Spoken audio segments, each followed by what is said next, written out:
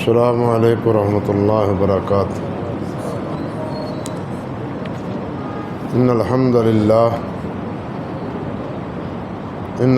للہ رب العالمین حمدا کثیرا طیبا مبارکا فیہ، اللہم لک الحمد کما ینبغی لجلال وجہک وعظیم سلطانک، اللہم لک الحمد کلہ ولک النعمت کلہ ولک الشکر کلہ، واشہد ان لا الہ الا اللہ وحدہ لا شریک لہ، واشہد ان محمدا عبدہ ورسولہ، اما بعد۔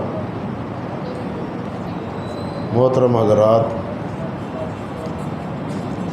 آج اللہ رب العزت کے فضل و احسان سے پہلے ہم نے سورۃ المومنون کی تلاوت سننے کی سعادت پائی ہے، اور اس کے بعد دوسری سورت جو اس کے بعد النور ہے، اس سورت کو سننے کی سعادت حاصل کی ہے۔ اللہ اکبر۔ یہ سورت المومنون تو مکی ہے، اور سورت النور جو ہے وہ مدنی سورت۔ سورت المومنون کی جو ابتدا ہے اس میں جو ایمان والوں کے اوصاف بیان ہوئے ہیں، ان کی جو صفات اللہ رب العزت نے ذکر کی ہیں، اس بنا پر اس سورت کا نام سورت المومنون رکھا ہوا ہے۔ حضرت سیدہ عائشہ صدیقہ رضی اللہ تعالی عنہا فرماتی ہیں، ان سے پوچھا گیا کہ نبی علیہ الصلوۃ والسلام کا خلق، یعنی آپ کا اخلاق، آپ کا کردار، آپ کی زندگی کے احوال کیا تھے؟ تو حضرت عائشہ رضی اللہ تعالی عنہا کا معروف جواب تھا کہ خلقہ القرآن، کہ آپ کا خلق قرآن مجید تھا۔ اور پھر انہوں نے، حضرت عائشہ رضی اللہ تعالی عنہا نے سورۃ المومنون کی یہی ابتدائی 10 آیات تلاوت فرمائیں، اور فرمایا کہ ان آیات کی تعبیر، عملی تعبیر نبی کریم صلی اللہ علیہ وسلم کی ذات گرامی تھی۔ اللہ اکبر کبیرہ۔ ایک حدیث میں آتا ہے، حضرت ابو سعید خدری رضی اللہ تعالی عنہ سے مروی ہے کہ اللہ ذو الجلال والاکرام نے جو جنت بنائی ہے نا، اس کی ایک اینٹ سونے کی ہے اور ایک اینٹ چاندی کی ہے، اور ان دونوں اینٹوں کے مابین جو گارا ہوتا ہے وہ کستوری کا ہے، اور جو اس کی مٹی ہے وہ زعفران کی ہے، اور جو اس میں کنکریٹ ہیں وہ جواہرات اور موتیوں کے ہیں۔ اللہ اکبر کبیر۔ اللہ سبحانہ و تعالیٰ نے جب جنت کو بنایا تو جنت سے پوچھا، ہاں بھائی کیا حال ہے تیرا، کیا تبصرہ ہے، کیا کہنا ہے تمہارا؟ تو جنت نے آگے سے جواب دیا، قد افلح المومنون، کہ مومن فلاح پا گئے۔ کیا مطلب؟ کہ جن کو یہ جنت میسر آ گئی، ان کے نصیبے میں یہ جنت ہو گئی، وہ بلا شبہ فلاح اور فوز، کامیابیوں سے ہمکنار ہو۔ اللہ اکبر کبیر۔ یہاں سب سے پہلے یہ بات بھی دیکھیے کہ جس طرح حضرات مفسرین رحمہم اللہ نے لکھا ہے کہ یہ صورت تقریباً 5 یا 6 نبوت میں مکہ مکرمہ میں نازل ہوئی۔ یہ وہ ایام تھے، وہ ماہ و سال تھے جن دنوں نبی علیہ الصلاۃ والسلام اور حضرات صحابہ کرام رضوان اللہ علیہ مجمعین کے خلاف مشرکین مکہ، کفار مکہ کی شورش اور ان کی مخاصمت اور مخالفت پورے زوروں پر تھی۔ اللہ اکبر کبیرہ۔ 5 میں نبی علیہ الصلاۃ والسلام سے اجازت لے کے، بلکہ آپ کی اجازت ہی سے، حکم سے ہی، مشرکین کی آئے دن کی ایذا رسانیوں کے نتیجے میں نبی علیہ الصلاۃ والسلام نے حبشہ کی طرف ہجرت کرنے کی اجازت دی تھی کہ وہاں جا کے سکھ کا سانس لیں۔ اس سے آپ اندازہ کریں کہ مکہ مکرمہ کی صورتحال کیا تھی۔ صحابہ کرام رضوان اللہ علیہ مجمعین کن مشکل حالات سے گزر رہے تھے، اور ان حالات میں اللہ سبحانہ و تعالی یہ بات ارشاد فرماتے ہیں کہ قد افلح المؤمنون، مومن فلاح پا گئے۔ ذرا چشم تصور میں جائیں کہ یہ ان کی ریشہ دوانیوں سے، ان کے ظلم و ستم سے، ان کے مصائب اور آلام سے پسے جا رہے ہیں۔ وہ کسی قسم کی کمی نہیں چھوڑتے ان کی صحابہ کرام کو تکالیف میں مبتلا کرنے میں۔ کوئی ہیلا اور کوئی حربہ انہوں نے نہیں چھوڑا جو انہوں نے صحابہ کرام پر آزمایا نہ ہو۔ ان حالات میں اللہ سبحانہ و تعالی یہ فرما رہے ہیں کہ قد افلح المؤمنون، کہ مومن فلاح پا گئے۔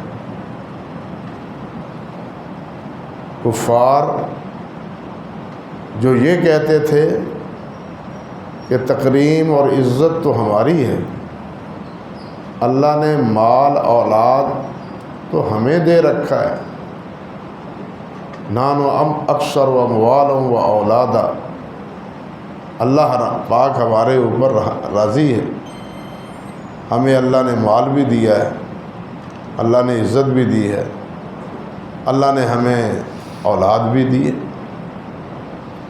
تمہارے پاس کیا ہے؟ چند فقراء اور مساکین وہ نبی علیہ الصلاۃ والسلام کے دست مبارک پر بیعت کرنے والے ہیں، مسلمان ہونے والے ہیں۔ حضرت ابوبکر صدیق رضی اللہ تعالی عنہ، یا اس جیسے حضرت جیسے عثمان غنی تھے رضی اللہ تعالی عنہ، یہ تو چند افراد تھے جو صاحب ثروت تھے، ورنہ اکثر صحابہ کرام رضوان اللہ علیہ مجمعین کا شمار تو فقراء میں، مساکین میں ہوتا تھا۔ حتیٰ کہ ابو سفیان سے جب ہرقل نے پوچھا تھا 9 ہجری میں، جب نبی علیہ الصلاۃ والسلام کا خط کفار بادشاہ جو کافر تھے بڑے بڑے، ان تمام کے پاس دعوتی پیغام بھیجا خطوط کے ذریعے، تو روم کے بادشاہ کے پاس جو خط پہنچا، شام میں اس وقت ابو سفیان بھی گئے ہوئے تھے، تو روم کے بادشاہ نے جو ابو سفیان سے سوالات کیے نبی علیہ السلام کے بارے میں، اس خط کی روشنی میں، صحیح بخاری میں بڑی طویل روایت، ان میں ایک سوال یہ بھی تھا کہ کیا یہ جو نبوت کا اعلان اور دعویٰ کرنے والے ہیں، ان پر ایمان لانے والے شرفاء ہیں یا غریب ہیں؟ تو ابو سفیان نے کہا تھا کہ غریب لوگ، وہاں بھی اس نے یہ اس بات کا اظہار کیا تھا۔ اس نے پھر پوچھا کہ کیا ان میں کوئی ایسا بھی ہے کہ جو اسلام سے پھر جاتا ہو، نبی علیہ السلام سے جدا ہو جاتا ہو، آپ کا مخالف بن جاتا ہو۔ ابو سفیان کہنے لگا بالکل نہیں، جو ایک بار ان کے دامن میں آتا ہے پھر انہی کا ہو کے رہ جاتا ہے۔ یہ اس کے دربار میں ابو سفیان کی گواہی ہے، صحیح بخاری۔ میرا مقصد یہ تھا کہ ایمان لانے والے تو مساکین تھے اکثر و بیشتر، فقراء تھے، غلام تھے، بلکہ جس طرح حضرت بلال تھے رضی اللہ تعالیٰ عنہ، جن کو بعد میں آزاد کروایا گیا۔ اللہ اکبر کبیرہ۔ اور یہ سارے کفار کے ظلم و ستم کی مشق بنے ہوئے تھے، لیکن ان حالات میں آپ دیکھیے کہا کیا جا رہا ہے کہ مومن فلاح پا گئے۔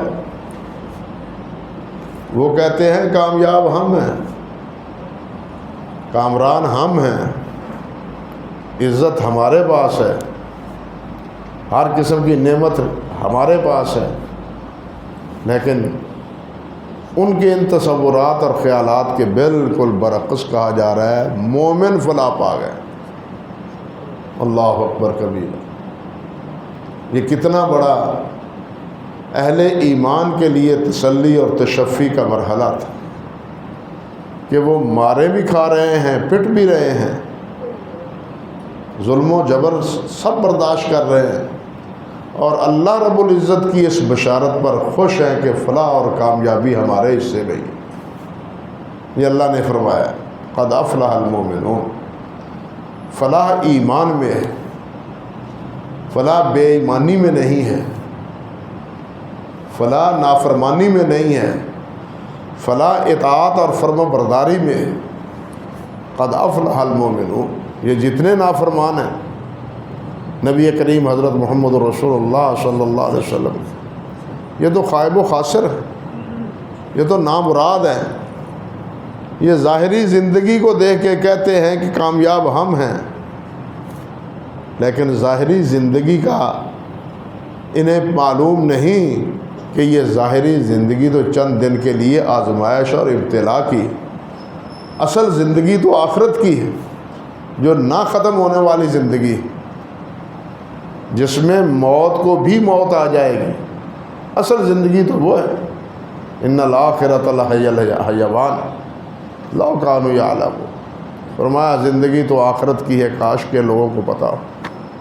دنیا کی کیا زندگی ہے؟ دنیا کے تو دکھوں کا اور غموں کا گھر ہے، کوئی بڑے سے بڑا کیوں نہ ہو، یہ نہیں کہ وہ دکھ اور درد محسوس نہ کرتا۔ جس کے پاس جتنا زیادہ سرمایہ ہے وہ اتنی زیادہ دعائیں کھا کے سوتا ہے، وہ اتنا ہی پشیمان ہے، وہ اتنا ہی فکر مند ہے۔ جو بیچارہ محنت مزدوری کرتا ہے وہ پیٹ بھر کے آرام کی نیند سوتا ہے۔ ہمارے واقعہ یہی ہے۔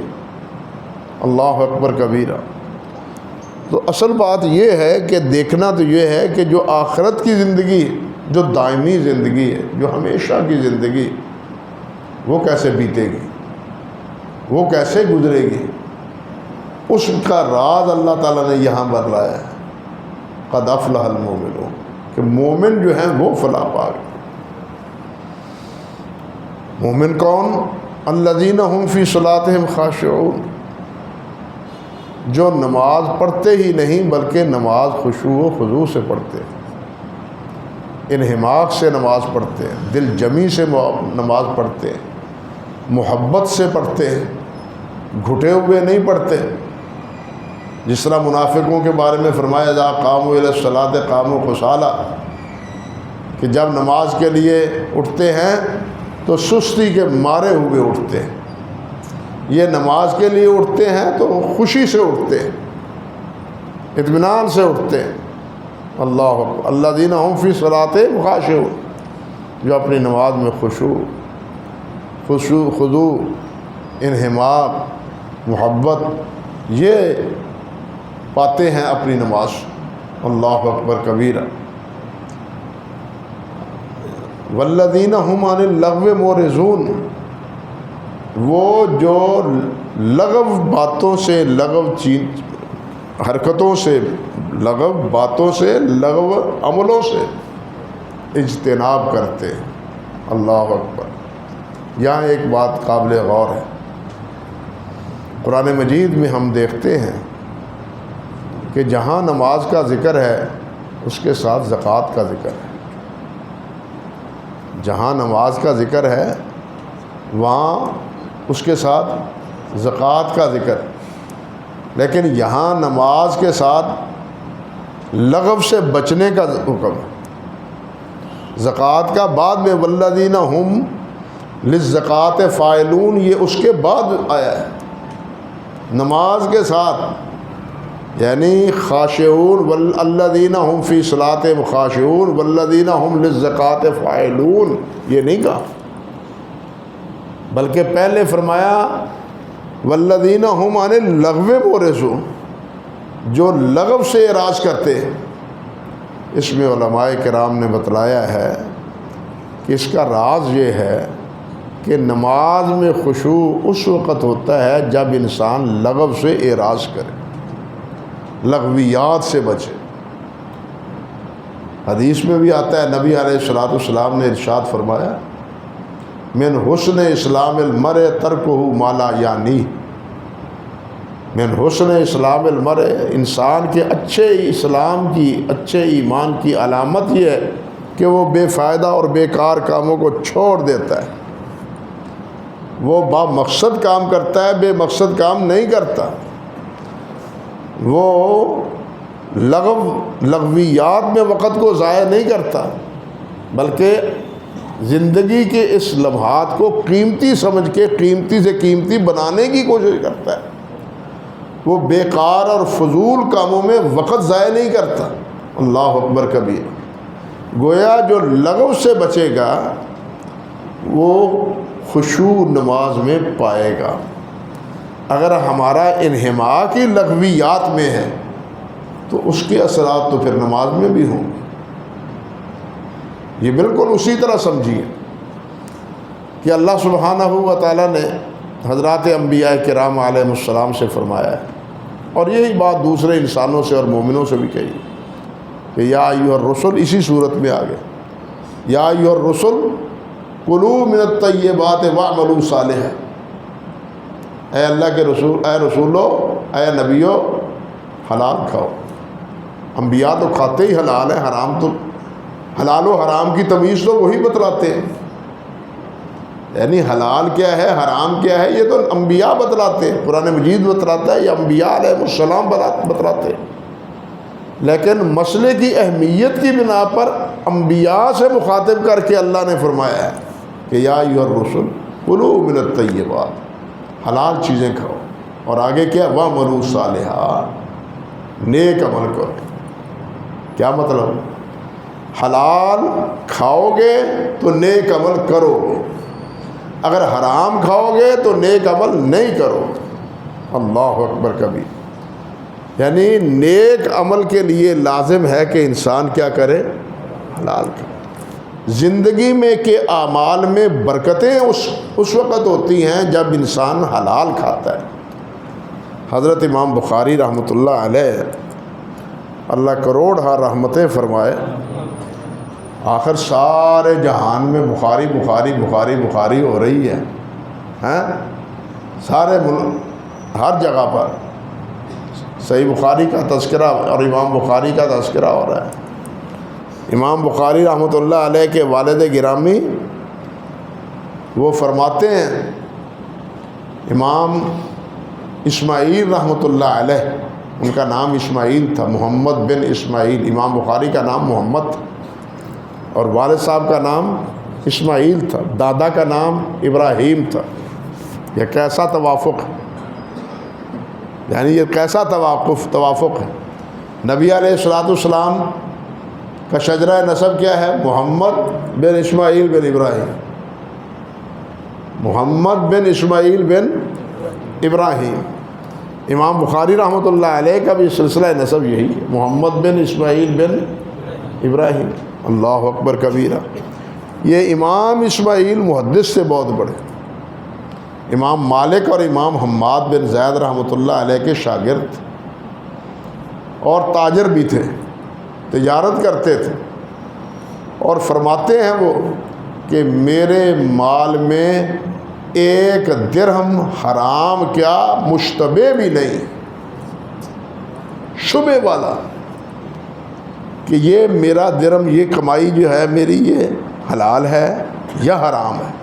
شبہ والے تو یہی چیز ہوتی ہے نا کہ اس کے بارے میں انسان فیصلہ نہیں کر پاتا۔ فرماتے ہیں حرام کیا میرے مال میں ایک درہم شبہ والا بھی نہیں ہے۔ اب بتلائیے، یہ حلال مال کھایا، بیٹے کو کھلایا، تو پھر بیٹے کو اللہ ذوالجلال والاکرام نے کس بام عروج تک پہنچایا؟ بات سمجھے یا نہیں؟ کس بام پر، کس بلندی پر اللہ سبحانہ و تعالیٰ نے امام بخاری رحمۃ اللہ علیہ کو پہنچایا؟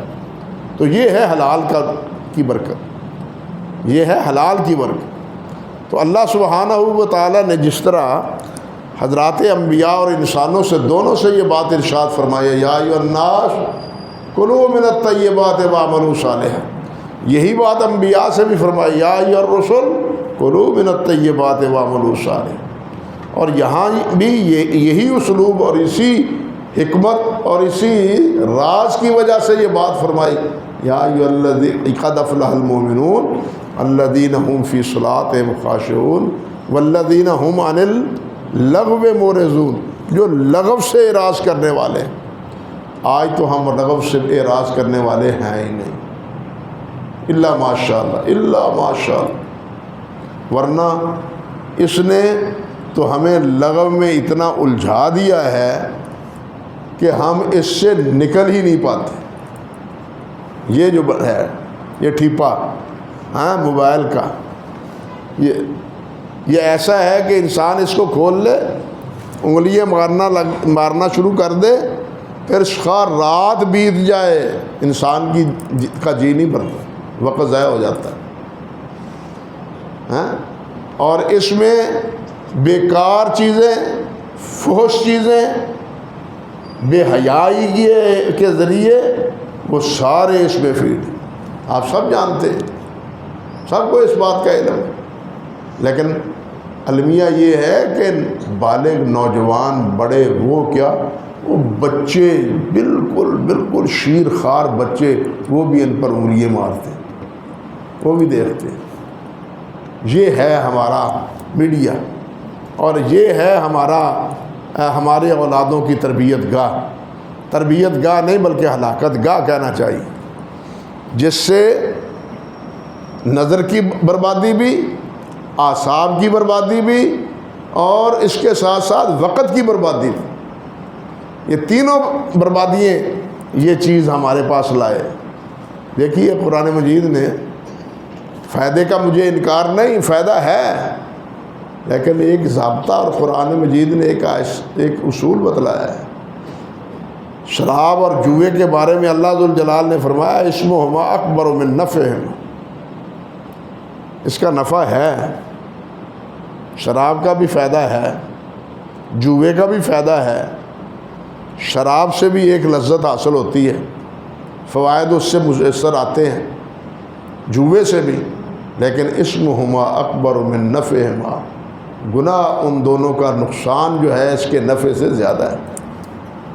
بالکل یہی کیفیت کہ نقصان اس کا ہمارے نفع سے زیادہ ہے، اس لیے اس سے جتنا بچا جا سکے بچیں، اور اس سے بچنے سے ہی ہم لغو سے بچیں۔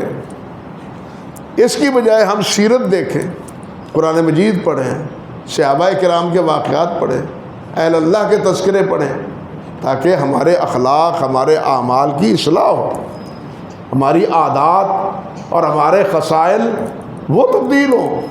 اور وہ تبدیل کس سے ہوتے ہیں؟ اب آپ نے سنا ہے نا ابھی کہ حضرت عائشہ نے کیا فرمایا تھا، خلقہ القرآن، وہ خلقہ القرآن کیا، یہ آیتیں، یہ 10 آیتیں، یہ 10 آیتیں، والذین هم عن اللغو معرضون والذین هم للزکاة فاعلون والذین هم لفروجهم حافظون الا علی ازواجهم او ملکت ایمانهم فانهم غیر ملومین یہ سب والذین هم لاماناتهم وعہدهم راعون والذین هم علی صلواتهم یحافظون اولئک هم الوارثون. فرمایا یہ ہیں جنت کے وارث، یہ ہیں جنت کے وارث جن کے یہ اوصاف. اور نہ حضرت عائشہ فرماتی ہیں کہ یہ ہے نبی علیہ الصلوۃ والسلام کا عمل و کردار. ان حالات میں اور ان اعمال میں نبی علیہ السلام اپنے اوقات گزارتے تھے، نماز پڑھتے ہوئے، ذکر و اذکار کرتے ہوئے، اللہ کی راہ میں خرچ کرتے ہوئے. اور سیرت پڑھ کے دیکھیں ساری چیزیں ان چیزوں میں موجود. اللہ اکبر کبیر. تو خیر عرض کرنے کا مقصد یہ تھا کہ اللہ سبحانہ و تعالیٰ نے یہاں فلاح کا جو ذریعہ ہے سب سے بڑا وہ کیا ہے؟ الذین هم فی صلاتہم خاشعون، جو اپنی نماز میں خشوع اختیار کرتے ہیں. یہ خشوع یہ کس طرح پیدا ہوتا ہے؟ سوال تو یہ ہے کہ یہ خشوع کس طرح پیدا ہوتا ہے؟ یہ خشوع پیدا ہوتا ہے اس وقت جس وقت ہم یہ سمجھیں کہ ہم کیا پڑھ رہے ہیں. جب ہم یہ سمجھیں کہ ہم کیا پڑھ رہے ہیں. ہم سننے والوں کو تو کم سے کم اکثر و بیشتر اگر مبالغہ نہ ہو تو 95% سننے والوں کو تو کوئی پتہ نہیں کہ کیا پڑھا جا رہا ہے. اور بغیر کسی تدبر اور بغیر کسی سوچ کے جہاں وقفہ کیا جائے ہم آمین آمین آمین کہے جا رہے ہیں. پتہ نہیں کہ وہاں آمین کا ماحول ہے بھی یا نہیں ہے. حضرت قاری صاحب دعا پڑھتے ہیں نا، دعا قنوت پڑھتے ہیں تو پہلے دعا میں ہم آمین کہتے ہیں. فَإِنَّهُ لَا يَعِزُّ مَنْ عَادَيْتَ وَلَا يَذِلُّ مَنْ وَالَيْتَ. ہم پھر بھی کہتے ہیں آمین. کیا مطلب ہے؟ إِنَّهُ لَا يَعِزُّ مَنْ عَادَيْتَ، جس کا تو دشمن ہے اس کو کوئی عزت دینے والا نہیں. ہم کہتے ہیں آمین. اس میں کہیں آمین والی بات کیا ہے؟ فَإِنَّهُ لَا يَعِزُّ مَنْ عَادَيْتَ وَلَا يَذِلُّ مَنْ وَالَيْتَ. جس کو تو ذلیل کرنے والا ہو، ذلت دینے والا ہو، اس کو عزت کوئی نہیں دے سکتا. جس کو عزت دے اس کو کوئی ذلیل نہیں کر سکتا. جس کو تو ذلیل کرے اس کو کوئی عزت دے نہیں سکتا. ہم کہتے ہیں آمین. اب بتلائیے اس میں آمین والی بات کون سی ہے؟ کوئی بات؟ دعا پڑھی ہے نا آج، اللہم انی اسألک بکل اسم هو سمیت بہ نفسک او علمتہ احدا من خلقک او استأثرت بہ فی علم الغیب. یہ سارے اللہ کی صفات. ہم کہہ رہے ہیں آمین آمین. کیوں؟ ہمیں پتہ ہی نہیں پڑا کیا جا رہا ہے. یہ کلمات دعا آمین کہنے کے ہیں یا نہیں. اور یہ پریشان نہ ہو، یہ وبال ایسا ہے جو بڑا پرانا چلا آ رہا ہے، آج کا نہیں ہے. آپ حیران ہوں گے، امام محمد بن نصر مروزی رحمۃ اللہ علیہ نے قیام اللیل میں ذکر کیا ہے کہ امام صاحب نماز میں قنوت دعا پڑھنے لگے تو دعا پڑھتے پڑھتے بارش نہیں ہو رہی تھی تو بارش کے لیے دعا کرنے کے لیے جب اللہم قحط المطر پیچھے کہتے ہیں آمین. کیا سمجھے بات؟ اللہم یعنی یا اللہ بارش نہیں ہو رہی، یہ کہتے ہیں آمین. پھر نماز سے فارغ ہو کے کہنے لگے اللہ کے بندو سوچ تو لیا کرو میں کیا رہا ہوں. بغیر سوچے بس جہاں وقف کروں توقف کروں ٹھہروں تم آمین پکار دیتے ہو. سوچ تو لیا کرو میں کیا رہا ہوں. ہمیں اس سے کوئی دلچسپی نہیں. یہ دلچسپی کب پیدا ہوتی ہے؟ جب ہمیں پتہ ہو کہ پڑھا کیا جا رہا ہے، سنا کیا جا رہا ہے، پھر پتہ چلتا ہے. دیکھیے اللہ سبحانہ و تعالیٰ نے ایک بات ارشاد فرمائی اپنے پاک کلام.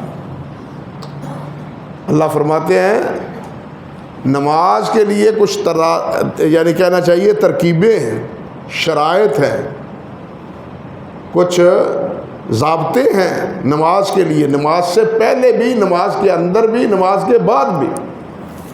اب نماز کے لیے ایک بات یہ بھی اللہ تعالیٰ نے فرمایا لا تقربوا الصلاۃ وانتم سکارى حتی تعلموا ما تقولون. فرمایا خبردار جب نشے کی حالت میں ہو نا تم نماز نہ پڑھو.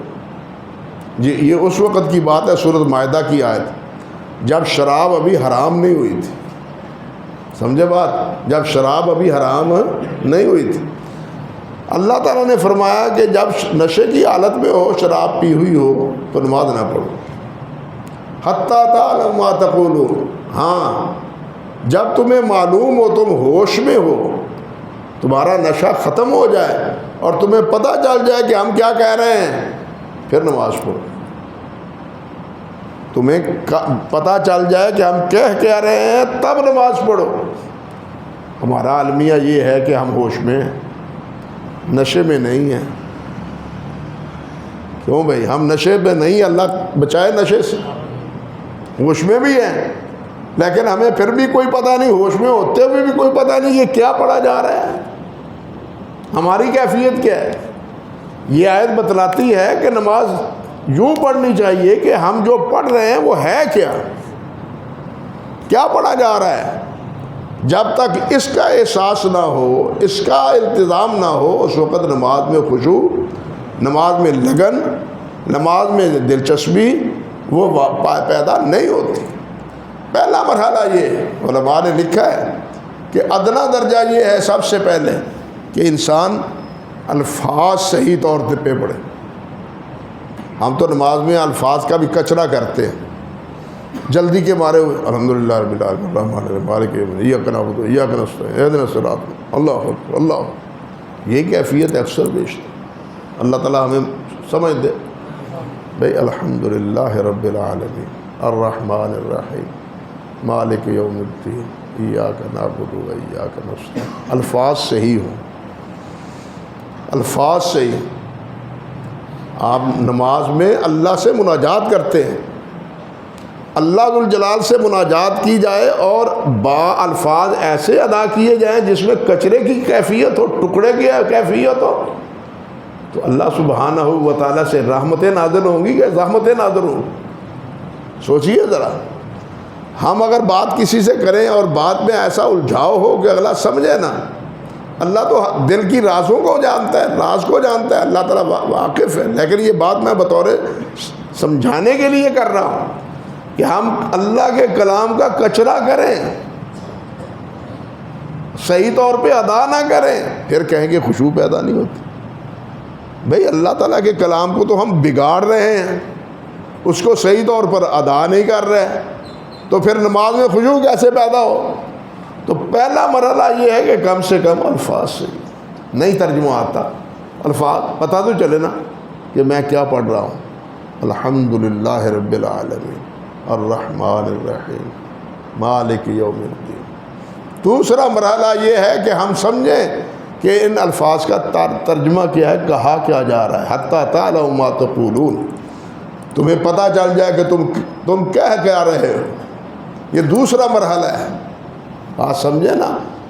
تیسری بات یہ ہے کہ یہ الفاظ آپ پڑھیں، اکیلے ہوں، رات کی نماز ہو، نفل ہو، جماعت کی صورت نہ ہو، تو پھر آپ کے الفاظ کی سرسراہٹ آپ کے کانوں تک پہنچے، کان بھی آپ کے الفاظ کے سننے میں آپ کے ہم نوا ہوں، آپ کے الفاظ کانوں تک پہنچ رہے ہوں۔ یہ کان مصروف ہوں گے تو کان باہر سے بند ہوں گے، بات سمجھے یا نہیں؟ کان مصروف ہوں گے، کان ادھر مصروف ہوں گے تو یہ دوسری چیزوں سے بند ہوں گے۔ نماز میں پھر لگن بھی ہوگی، خشوع بھی ہوگا، دلچسپی بھی ہوگی، لیکن ہم تو ان چیزوں کی پابندی نہیں کرتے۔ اس لیے یہ جو خشوع ہے اس کے بارے میں اللہ والوں نے یہ باتیں بتلائی ہیں کہ ان چیزوں کا ہونا لازم ہے۔ بلکہ بعض علماء تو یہ کہتے ہیں کہ جس نماز میں نماز کے الفاظ کے معانی اور مطالب کا علم ہی نہ ہو وہ نماز ہوتی نہیں۔ بعض علماء نے تو یہ بھی کہا ہے، اللہ اکبر کبیرہ، کیوں کہ اللہ تعالیٰ نے فرمایا حتیٰ تعلموا ما تقولون، تمہیں پتہ ہو کہ تم کیا کہہ رہے ہو۔ او بھائی اسی لیے تو اللہ ذوالجلال والاکرام کے پیارے پیغمبر علیہ السلام نے فرمایا جب اونگ آ رہی ہو نماز نہ پڑھو، جب اونگ آ رہی ہو نماز نہ پڑھو۔ کہیں ایسا نہ ہو کہ اونگ کی صورت میں تم پڑھنا تم نے کچھ اور ہو، تمہاری زبان سے نکل کچھ اور رہا ہو، تم تھوڑا سا سستا لو، اس کے بعد نماز پڑھ لو۔ اسی لیے تو فرمایا کہ اگر بول و براز کی حاجت ہے تو اس سے فارغ ہو لو تاکہ اطمینان سے نماز پڑھو۔ یہ سارے اسباب تو اطمینان کے سے نماز پڑھنے کے لیے نبی علیہ السلام نے بتلائے ہیں، لیکن ہم تو اس کا اہتمام نہیں کرتے۔ ہم تو جو جیسے ہے نا روٹین ورک، ڈیوٹی ہوتی ہے نا، مزدور نے ڈیوٹی لینی ہوتی ہے، وقت لگانا ہوتا ہے، کام درست ہو یا نہ ہو، کام ہو جائے، میں کھڑا ہوں ڈیوٹی پہ آیا ہوں، ہم تو ڈیوٹی ادا کر رہے ہیں، خشوع والی نماز نہیں پڑھ رہے۔ اللہ تعالی ہمیں صحیح دے، سمجھ دے۔ تو خشوع کے ساتھ نماز پڑھنا، یہ فرمایا الذین هم فی صلاتہم خاشعون، جو نماز میں خشوع ادا کرتے ہیں، یعنی نماز میں انہماک ہوتا ہے، دلچسپی ہوتی ہے، محبت ہوتی ہے۔ آخر یہ نمازوں میں کھڑے رہتے ہیں۔ ہم اسلاف کے ترجمے پڑھے ہیں، صحابہ کرام رضوان اللہ علیہ مجمعین کے ترجمے پڑھے ہیں، تیر آ رہا ہے، تیر لگا ہے، جسم خون و خون ہو رہا ہے، اور یہ نماز پڑھ رہے، یہ نماز پڑھ رہے۔ آپ نے پڑھے نہیں واقعات، سنے نہیں علماء کرام سے؟ تیر لگا ہے، خون بہ رہا ہے، اور یہ نماز پڑھ رہے ہیں۔ حضرت امام بخاری رحمۃ اللہ علیہ 16 ڈنگ یہ بھیڑ، اور جن ڈیمو آندے ہو تسی، یہ بھیڑ یہ ڈنگ مارتا ہے، 1 2 3 4 16 ڈنگ، یہ نماز پڑھی جا رہا ہے۔ نماز سے فارغ ہو کے کہتے ہیں کہ دیکھو یہ میری قمیض کے پیچھے کیا ہے، اندازہ کیجئے، یہ ہے ان کی نمازیں۔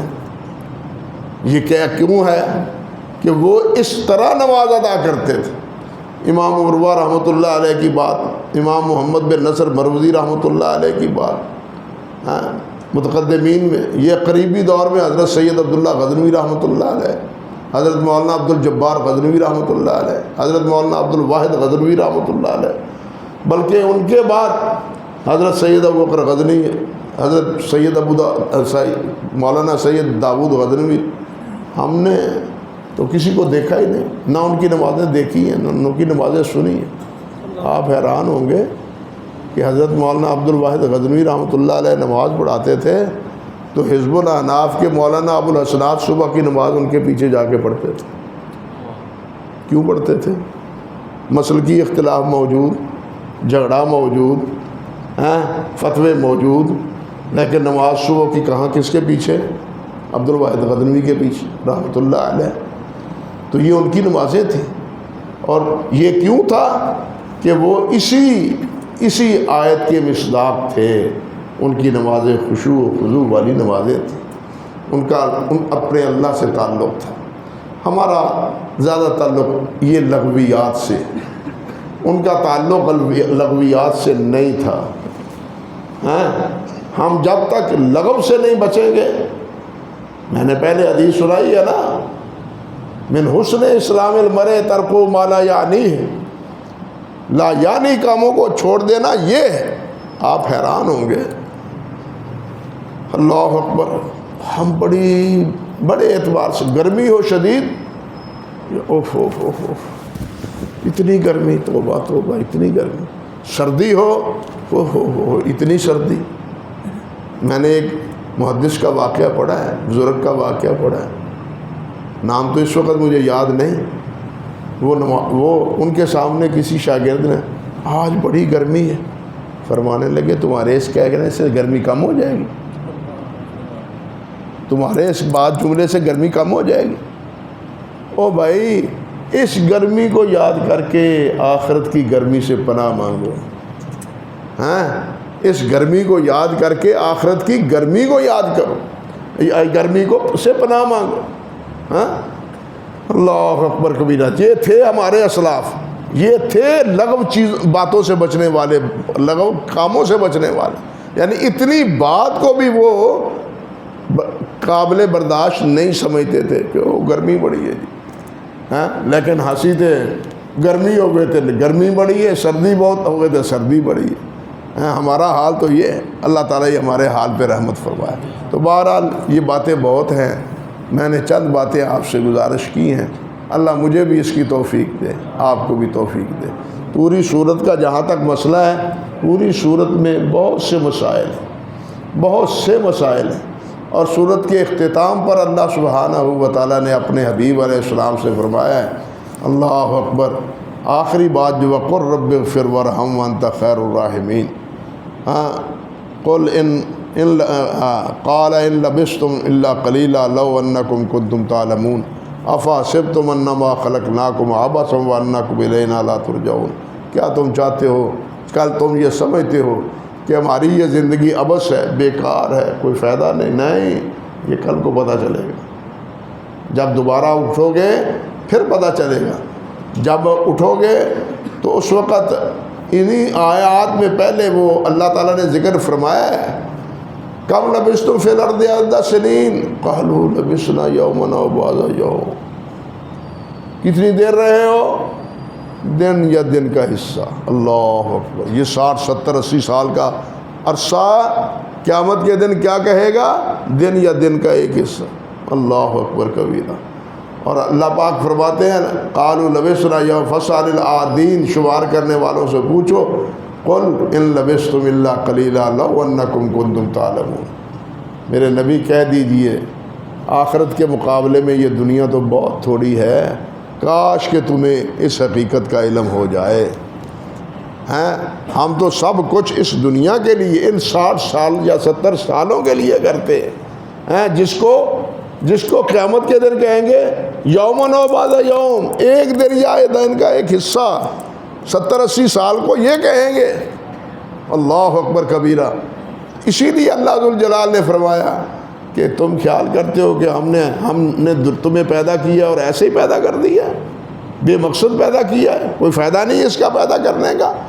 فرمایا نہیں، یہ نہیں، اللہ سبحانہ و تعالیٰ سے بس بخشش مانگو، اللہ سے رحمت طلب کرو، اللہ تعالیٰ بہترین رحمت فرمانے والا ہے، اللہ ہمارے اوپر بھی رحمتیں فرمائے۔ آگے سورۃ نور ہے، سورۃ نور میں سارا قصہ، اس کی بنیاد حضرت سیدہ عائشہ صدیقہ رضی اللہ تعالیٰ عنہا کا پر منافقین کا وہ حملہ تھا، وہ حضرت عائشہ پر نہیں حملہ بلکہ حقیقتاً سید الاولین والآخرین حضرت محمد رسول اللہ پر حملہ تھا، آپ کی ناموس پر۔ اور نبی علیہ الصلوۃ والسلام نے اسی موقع پر فرمایا تھا، کیا کوئی ہے جو میری عزت کا پاسبان ہو؟ اللہ اکبر کبیرہ۔ عبداللہ بن ابی منافق، جس کے بارے میں اللہ تعالیٰ نے فرمایا کہ دردناک عذاب اللہ ذوالجلال اس کو دے گا۔ اللہ اکبر کبیرہ۔ اور حضرت عائشہ رضی اللہ تعالیٰ عنہ کی برات اللہ نے قرآن بنا کے اپنے پاک کلام میں عرش سے نازل کی۔ یہ ہے مقام حضرت عائشہ رضی اللہ تعالیٰ عنہ کا۔ اور پھر اسی مناسبت سے پردے کے احکام، گھروں میں آنے جانے کے احکام، بڑوں کے احکام، بوڑھوں کے احکام، یہ سارے احکام پھر اس مسئلے کے تناظر میں اس صورت میں اللہ سبحانہ و تعالیٰ نے بیان فرمائے۔ اور صورت کے بالکل اختتام پر نبی علیہ الصلوۃ والسلام کی تکریم کے طور پر یہ بات پھر اللہ تعالیٰ نے فرمائی ہے کہ جس نبی کے خلاف تم یہ ہرزہ سرائی کر رہے ہو، تمہیں معلوم نہیں، لا تجعلوا دعاء الرسول بینکم کا دعائے بعضکم بعضا، میرے نبی کی پکار کو، اس کے بلاوے کو اس طرح نہ سمجھو جس طرح کوئی عام آدمی بلاتا ہے، کوئی عام آدمی بلاتا ہے۔ تم کہتے سنو نہ سنو، وہ ہم بھی کہتے ہیں نا سنی انسنی کر دی، لیکن محمد رسول اللہ کی سنی انسنی نہیں ہو سکتی، ان کی سنی انسنی نہیں ہو سکتی، بلکہ اللہ تعالیٰ نے فرمایا کہ جب اللہ کے رسول کی طرف سے بلاوا آئے تو فوراً قبول کرو۔ اللہ تعالیٰ نے فرمایا، حضرت ابو سعید ابن معلہ رضی اللہ تعالیٰ عنہ نماز پڑھ رہے تھے، معروف روایت ہے موطا میں بھی، صحیح بخاری میں، نماز پڑھ رہے تھے، نبی علیہ السلام نے فرمایا یا ابا سعید، فرماتے ہیں نماز پڑھ لوں پھر ہی آپ تشریف فرمائے، پھر ہی حاضر ہوں گے، نماز پڑھ لوں۔ نماز پڑھ کے نبی علیہ السلام کی خدمت میں حاضر ہوں، لبیک یا رسول اللہ، حضور حاضر ہو گیا ہوں، فرمائیے کیا حکم ہے؟ میں نے جب بلایا تھا اس وقت کہاں تھے؟ دیکھ رہے تھے مسجد نبوی تو قریب ہی ہے، بڑی تو نہیں نا، اتنی جامع مسجد تو نہیں نا، کہاں کیا کر رہے تھے؟ جی نماز پڑھ رہا تھا۔ نبی علیہ السلام نے فرمایا تم نے اللہ کا فرمان نہیں سنا؟ اذا دعوا الی اللہ ورسولہ، کہ ایسے اللہ تعالیٰ نے فرمایا کہ جب تمہیں اللہ اور اللہ کے رسول کی طرف بلایا جائے، اللہ کے رسول بلائیں تو اسی وقت لبیک کہو، اسی وقت قبول کرو، حاضر ہو جاؤ اس وقت۔ ہاں، اس وقت کیوں نہیں حاضر ہوئے؟ اسی لیے حافظ ابن حجر اور دوسرے حضرات نے کہا ہے کہ نماز پڑھ رہا ہو انسان جس کے لیے اللہ نے انسان کو پیدا کیا ہے، وما خلقت الجن والانس الا لیعبدون، اور عبادت میں سب سے اہم عبادت نماز بھی پڑھ رہا ہو، اللہ کے رسول کا بلاوا آ جائے تو نماز کو، پھر نماز پڑھنے کی گنجائش نہیں ہے۔ پھر اللہ کے رسول کی، اور ساتھ فرمایا فَلْيَحْذَرِ الَّذِينَ يُخَالِفُونَ عَنْ أَمْرِهِ أَن تُصِيبَهُمْ فِتْنَةٌ أَوْ يُصِيبَهُمْ عَذَابٌ أَلِيمٌ۔ ان لوگوں کو اللہ سے ڈرنا چاہیے جو میرے نبی کی مخالفت کرتے ہیں، کہیں کسی فتنے میں نہ مبتلا ہو جائے یا کسی عذاب میں نہ دھر لیے جائے۔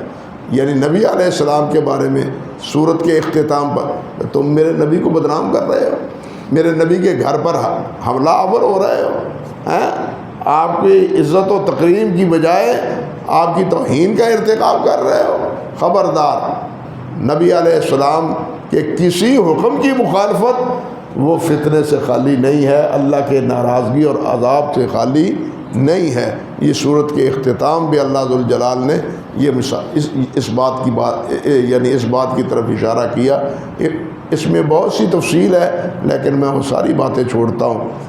آگے ہے سورۃ فرقان، وہ کل پڑھیں گے، تھوڑی سی چھوڑ دی ہے یہ 18واں پارہ، کل مکمل کریں گے 18واں پارہ بھی اور آگے 19واں پارہ۔ تو کل انشاءاللہ سورۃ فرقان اور باقی جو ہے صورتیں ان کے بارے میں جو اللہ تعالی توفیق عطا فرمائی کچھ باتیں عرض کروں گا۔ اقول قولی ھذا استغفر اللہ لی ولکم ولسائر المسلمین۔